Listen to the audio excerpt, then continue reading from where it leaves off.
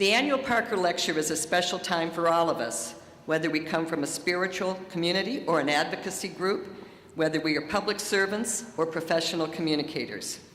But the events of the past year underscore why the Parker Lecture remains important to so many of us, providing a chance for us to come together again to listen and to learn, to honor our history and to recall earlier struggles for justice, and to gain perspectives on the struggles that still go on. And as the Mohawk Native peoples say, now our minds can come together as one, and we're really here, fully, body and mind together, and then we can really do something together. We invoke your name, Avalokiteshvara. We aspire to learn your way of listening in order to help relieve the suffering in the world. You know how to listen in order to understand. We invoke your name in order to practice listening with all our attention and open-heartedness. We will sit and listen without any prejudice. We will sit and listen without judging or reacting. We will sit and listen in order to understand. We will sit and listen so attentively that we will be able to hear what's being said and what's being left unsaid. We know that just by listening deeply, we already alleviate a great deal of pain and suffering in the world and in others. The work of OC Inc., the Media Justice Ministry of the UCC, is an important and extremely critical part of the Three Great Loves Initiative.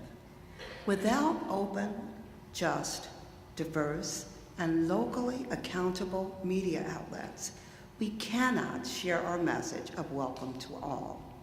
We cannot organize and speak with one another to find solutions to our common problems.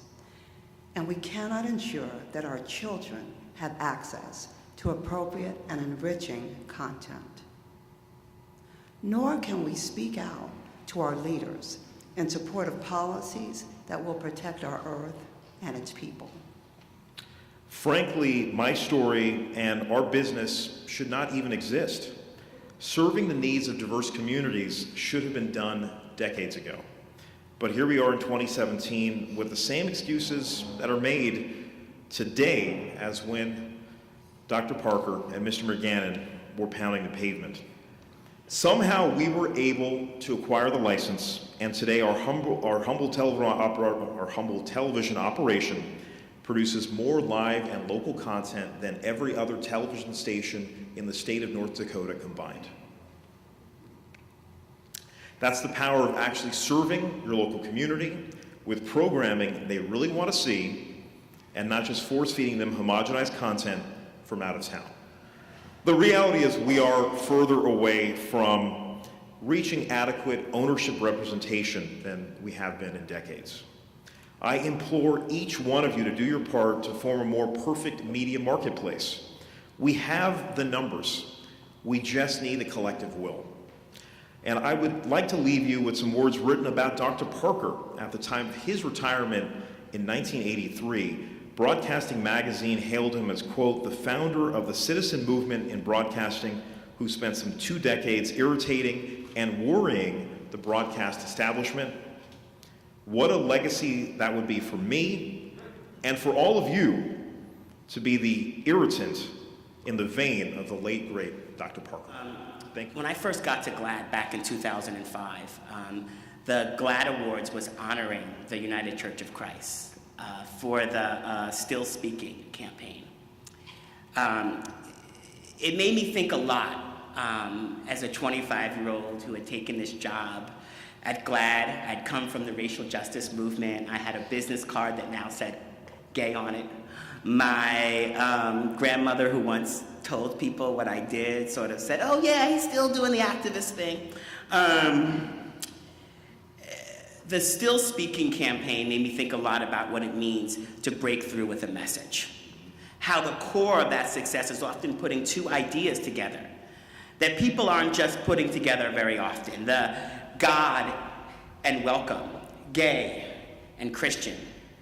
Words that many in power didn't want people to hear together in one breath or see together on any sign. Words that people profited from keeping apart. And words that rescued so much hope for so many people by putting them together.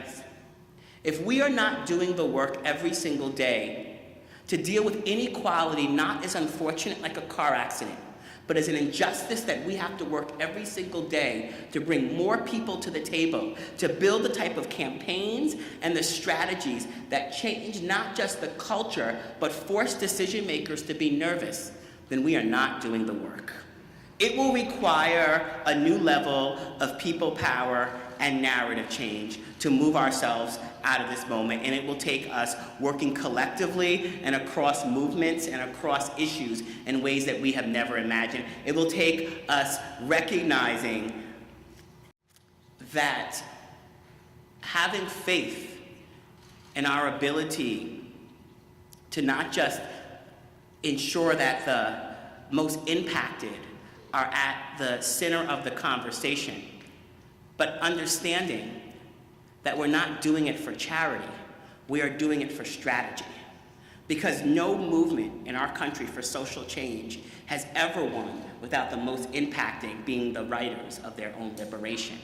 And Katrina illustrated so much of what we know about geographic segregation, generational poverty, the impacts of climate change, what we've done to a whole set of systems. But at the heart of it, no one was nervous about disappointing Black people.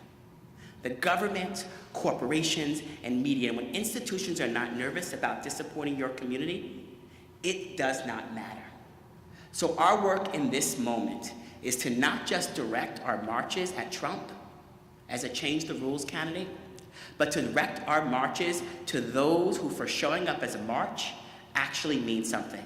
Sometimes to our allies, to corporate enablers, to those in government, because if we are not doing that work in this moment, if we are not doing the work to make those in power nervous about disappointing our community, we will continue to suffer, and we will go down together. I think the point is really straightforward and really simple. The way the press characterizes people determines the way the society deals with them. Whether you get to live free or end up in a cage, whether you get to eat your fill or end up starving.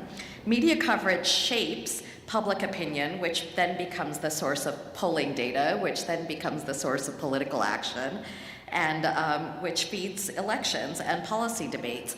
And so now communities of color and Americans of all colors, we're in the uncomfortable position of defending a free press, a quote-unquote free press, that has often produced throughout our history the actual opposite of freedom for us. It's very difficult to throw ourselves behind a free press because Donald Trump is attacking it when that free press has used its freedom to curtail ours so many times over our history. Objectivity is impossible precisely because it is subjectively defined. It is defined by whoever owns the printing press or the radio airwaves or the internet at the time. What is objective? And so objectivity being mitigated as it is by blind spots and by strategically hidden biases, that cannot be our standard. And if that is not our standard, then what are the set of standards that we should demand the American press be loyal to? There are three themes that I've thought of that we should be thinking about a lot. The first, of course, is to hold the press accountable to doing no racial harm. Doing no racial harm. It's a fairly low standard, but I think a good one. The second is that we have to pay attention to technology because every wave of technology changes our media situation and provides new opportunities for injustice, but also for justice. And the third is to support local and independent journalism. If we look at the coverage of different groups of color, we can see that the, media coverage is shaped by these assumptions. Numerous studies of media coverage of Latinos have shown that 95% of stories about Latinos in this country have to do with immigration, and most of them with quote-unquote illegal immigration.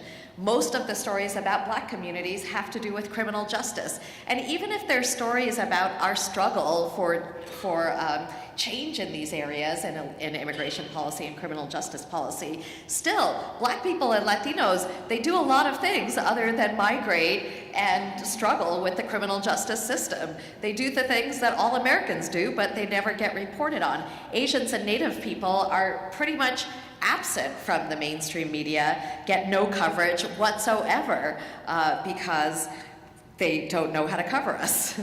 At stake in modern journalism is the answer to Vincent Harding's seminal question and heartbreaking question, is America possible? If we have good, fair, and free media, then a multiracial, pluralistic democracy as America, that is possible. If we don't have it, it is not possible.